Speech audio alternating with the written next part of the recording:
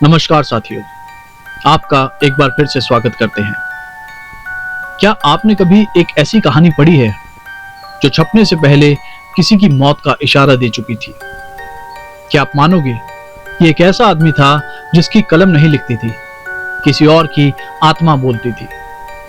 वो अकेला था कमरे में, फिर भी हर रात उससे कोई मिलने आता था और सुबह जो छपता था वो सिर्फ कहानी नहीं, किसी की चीख होती थी। ये कहानी है उस शख्स की जिसे लोग लेखक कहते थे और वक्त अपना आईना। मंटो। तो चलिए शुरू करते हैं। सर्दी की एक घनी रात थी। कोहरे ने पूरे शहर को चुपचाप निकल लिया था। किसी पुराने मकान की ऊपरी मंजिल की खिड़की से हल्की पीली रोशनी टिमटिमा रही थी, जैसे कोई दिया बुझने से पहले एक बार आखिरी बार चमकना चाहता हो। उस कमरे में अकेला बैठा था शहादत हसन मंटो। सामने एक पुराना टाइपराइटर, आधी भरी शराब की बोतल और कुचले हुए कागज। दीवारों पर धुआं उकेर रहा था, किसी अदृश्य आग का चेहरा। लेकिन सबसे अजीब बात, वो लगातार किसी से बात कर रहा था, जबकि कमरे में कोई नहीं था। तुम फिर आ गई। उसने खिड़की की तरफ देखा। वहां कुछ नहीं था सिवाय सर्द हवा के झोंके और पर्दे की हल्की हरकत के। तो आज क्या लिखवाने आई हो? उसने फिर कहा, और तभी उसकी आंखों में कुछ चमका।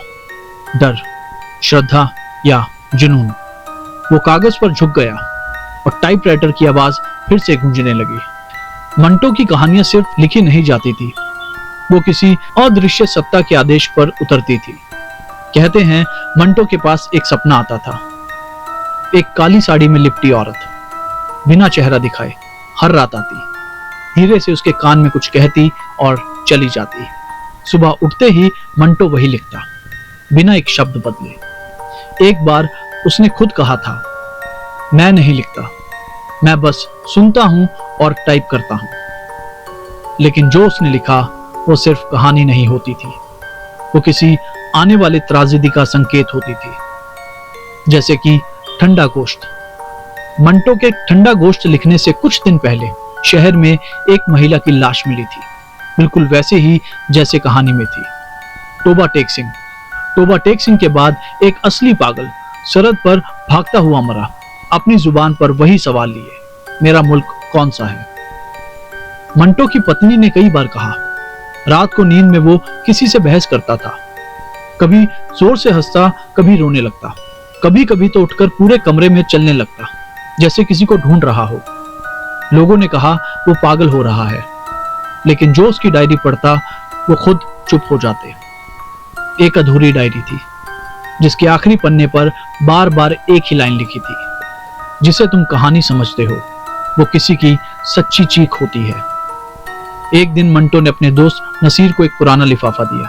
बोला, अगर मैं ना बचा तो इसे जलाना नहीं, पढ़ना भी नहीं, बस किसी दरगाह के नीचे दबा देना। नसीर ने कभी नहीं खोला वो लिफाफा, पर जब मंटो की मौत हुई वो लिफाफा गायब था। मंटो दुनिया से चला गया, पर मरने से एक रात पहले उसने एक पन्ना लिखा था, मैं सच लिखता हूं और सच में आग होती है, लेकिन ये आग मेरी नहीं, ये किसी और की लगाई हुई है। मैं बस राख समेटता हूं। अब सवाल ये नहीं कि मंटो कौन था, सवाल ये है, क्या वाकई ही वो अकेले लिखता था या किसी अदृश्य सत्ता से संचालित होता था? उसकी कहानियां आज भी हमें भीतर तक झंझोड़ देती है। शायद इसीलिए नहीं कि वो अच्छा लिखता था, बल्कि इसलिए कि उसने वो लिखा जो लिखे जाने से डरता था। साथियों, मंटो मर गया, उसकी कहानियां नहीं, वो अब भी जिंदा है, हर उस सच्चाई में जिसे कहने से आज भी लोग डरते हैं। हो सकता है आज किसी और की खिड़की के पीछे फिर से वही साया खड़ा हो, तैयार है एक और कहानी सुनाने को। और तब कोई और उठेगा, एक और मंटो, जो फिर से वही लिखेगा जो अभी हुआ भी नहीं है। दोस्तों, अगर आपको ये कहानी अच्छी लगी तो हमारी इस कहानी को लाइक कीजिए, शेयर कीजिए और ऐसी ही कहानी जानने के लिए हमारे चैनल को सब्सक्राइब कीजिए। मिलते हैं बहुत जल्दी एक नए किस्से और कहानी के साथ। तब तक के लिए धन्यवाद।